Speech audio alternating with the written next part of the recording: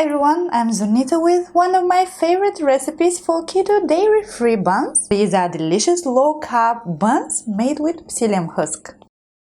Not all recipes are created equal, and while I love fathead keto buns, sometimes we don't have mozzarella at home, I crave something dairy-free, or I want something that needs less time for preparing. Some of the recipes I have tested over the past couple of years have had a bitter taste or unpleasant aftertaste, but this one is brilliant.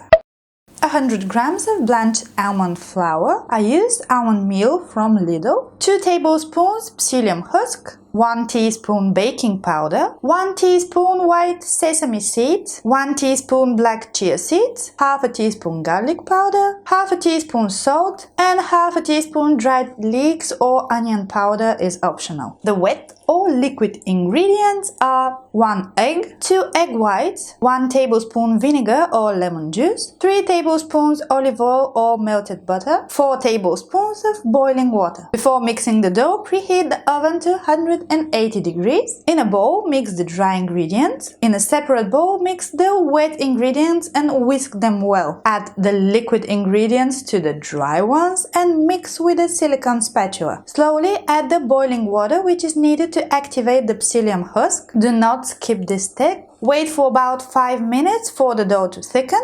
The batter is pretty sticky, so to form balls, wet your hands, it will make it easier. Place the balls over parchment paper on a baking tray and bake for about 30 minutes or a bit more depending on your oven. For this recipe, you cannot substitute the psyllium husk. Another note is that if you make a double or a triple batch, you will need less water. For example, 5 instead of 8 tablespoons. And these are the delicious final results.